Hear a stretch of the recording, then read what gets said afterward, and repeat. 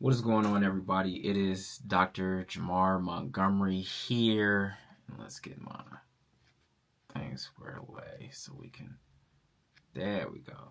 What's going on, everybody? It's Dr. Jamar Montgomery here, and looking forward to having this brief discussion with all of you about what's going on in Africa. There's been a lot of conflict in Africa lately, and particularly we're looking at the conflict that's currently going on in the Congo, right? What's currently going on in the Congo. And there's been a lot of fighting in the Congo. Let's see, why is it not looking good? Been a lot of fighting in the Congo lately. Look at it, it's not looking good.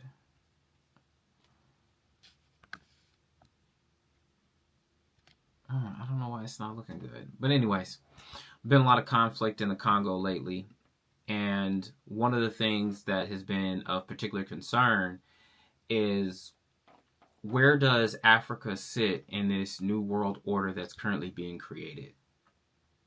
Where does Africa sit in this new world order that's being created? There's been a lot of talk about how Africa and the leadership are moving away from their colonial masters such as France, right? What we saw in Mali, Niger, and Burkina Faso, primarily with what we saw with Ibrahim Traore, who is the leader of Burkina Faso, paying back their entire loan, paying back their debt to France, which is funny in and of itself that they owe anything to France, but that's a discussion for another time. However, what I wanted to talk about was the Congo, and it has been my assertion that the world, we're already in World War III. We're already in it. We just don't realize it. We're not talking about it. Life is still going on. We forget that even during World War II, that life was still going on for people all around the world. Were countries affected by it? Yes. But much of the fighting was going on in Europe. We weren't having fighting here in the United States, even though we got attacked we were attacked in Pearl Harbor, but that was in Hawaii. Right? So we've had these experiences, we've had these conflicts that have gone on, but they've been localized to particular areas. We're seeing conflict right now in Africa, and we're seeing conflict right now in the Congo region. But why is Congo so important? Let's think about it. Congo, the Democratic Republic of Congo, the DRC, is the world's largest producer of cobalt, which is utilized in batteries. Every device right now that I'm using, every device that I'm using right now has a battery in it, has a lithium battery in it. From the computer, from my camera, from my phone, all have batteries in it. Even the microphones that I use have batteries in them, have lithium batteries, and you need cobalt for that. What else? The Democratic Republic of Congo is Africa's largest producer of copper. What do we need copper for? Wiring. Copper is an excellent conductor of electrical and heat signals. Diamonds are the DRC's most valuable export, accounting for almost half of the country's trade revenue. Coltan, a black tar-like mineral is found in large quantities in the DRC. Gold, the DRC has significant quantities of gold.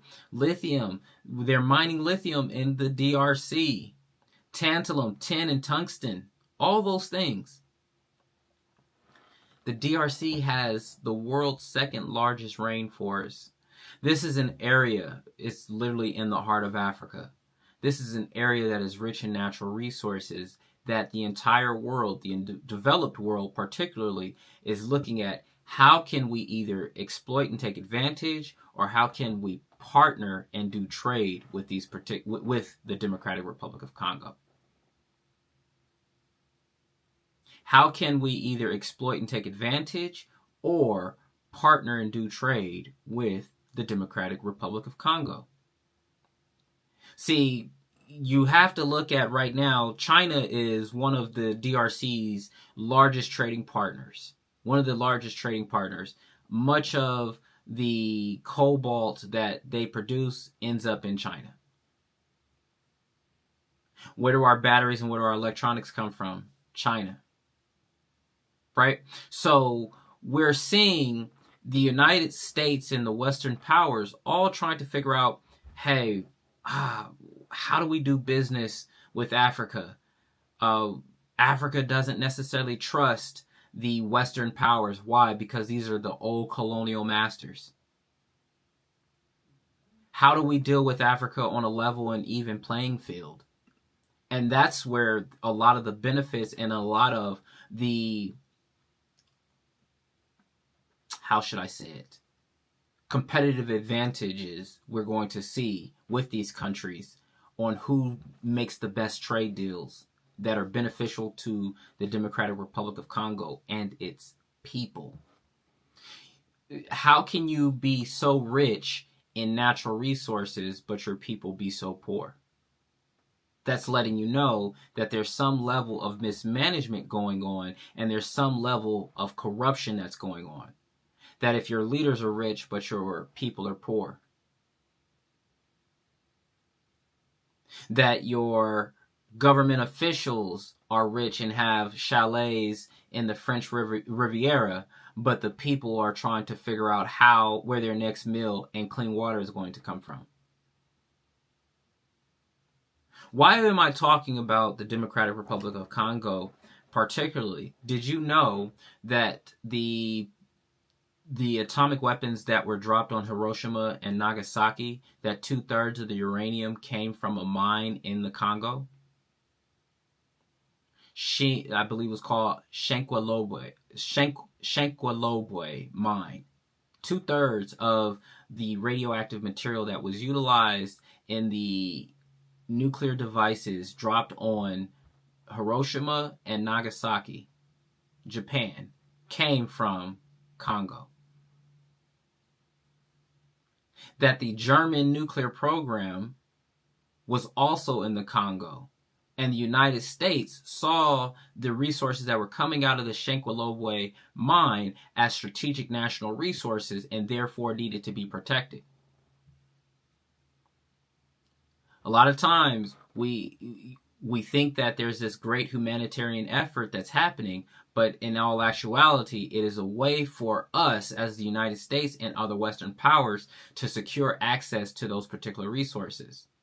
Right? We saw this, we saw just recently that we're seeing where all the money that was going to USAID, where some of that money was going. We're seeing that it was involved in programs promoting transgenderism, promoting a bunch of other particular agendas. But why are those particular programs being funded when there are so many much more pressing issues in those particular countries? Right? Let's look at it. Let's look at it.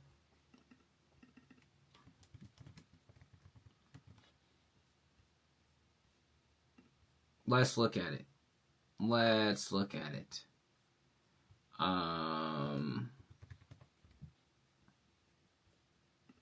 Let's look at it.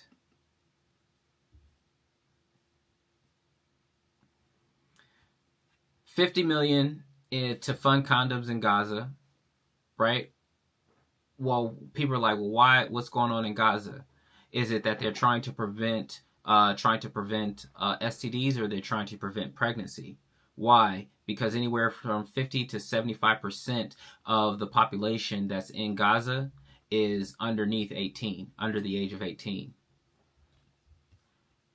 $1.5 million to advance DEI in Serbia's workplaces. $47,000 on a transgender opera in Colombia.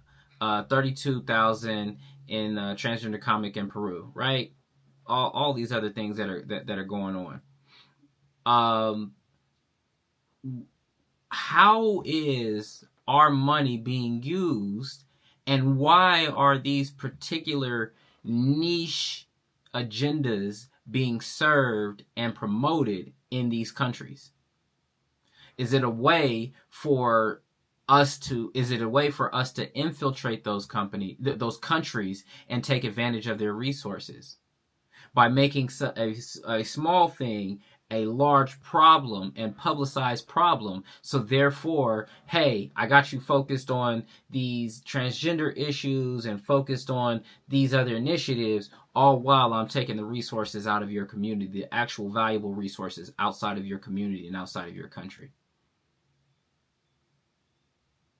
That I know that I can manipulate the media to make it seem as if you're doing such horrible things to a small portion of your community, all while I end up taking the most valuable resources from you, the things that supply and keep global markets running and going and successful, the minerals, the energy, all of those things.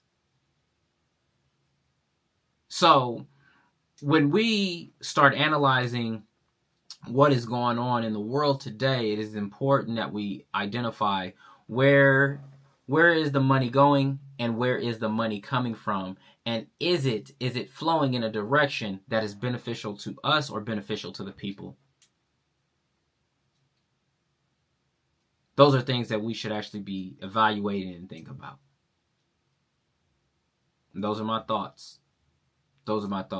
I appreciate everybody for rocking with me on this broadcast. We're talking about Africa. We're talking about what's going on in the Congo. We're talking about minerals. We're talking about the historical importance of Congo.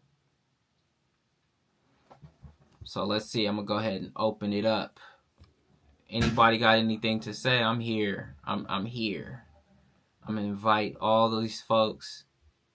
If you got any thoughts, I encourage you to come on up and share your thoughts. I love hearing from my audience because I have the smartest, most respectful, most insightful audience in the world.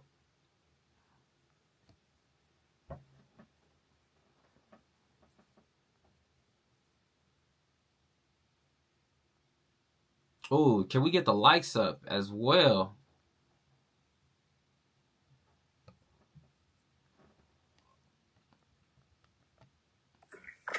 Shirley Bowman, how you doing?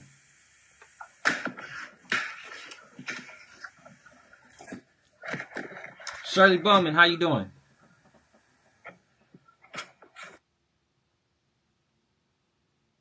All right. Thank you for the likes. Like I said, looking forward to having more people participate in the discussion. Love to hear your thoughts. If you're ready to come back up, let me know. Like I said, I'm inviting everybody.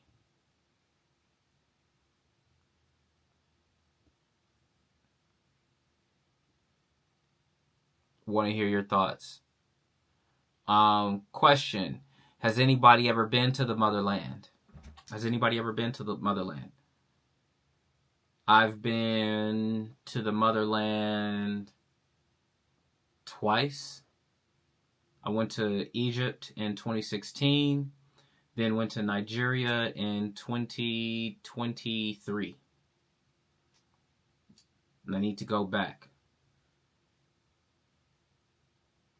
So, what's interesting is that, I've met with people that were involved in the ministry of mining in Congo, and was actually looking for his number, found his number. I'm going to reach out to him because I want to hear his thoughts on the conflict that's going on right now in Congo, to give us an international perspective of what we need to be focused on and how Black folks in the diaspora, how we can help and participate and build partnerships with our brothers and sisters on the continent. We live in a globalized society.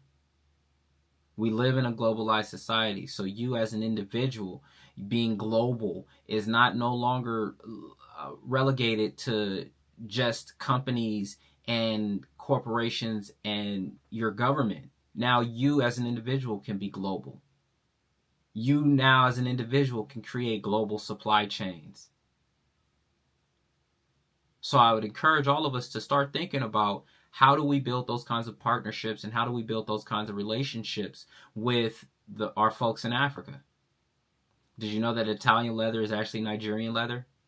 Bet you didn't know that. That all the fine leather comes from Nigeria. That was news to me. So yeah, love to hear y'all's comments. Invited a bunch of people, but I guess none of y'all. I guess everybody probably at work right now. That's probably what's going on, and everybody can't join in. But I'll make sure that I'll be going live later on this evening again, so we can talk. But yeah, I hope everybody has a great day. This is Dr. Jamar Montgomery of drjamarmontgomery.com with this broadcast on the Congo and what's going on, some of the things that's going on in Africa. Y'all be blessed. Y'all take care. I love you, and Jesus loves you even more. Be blessed.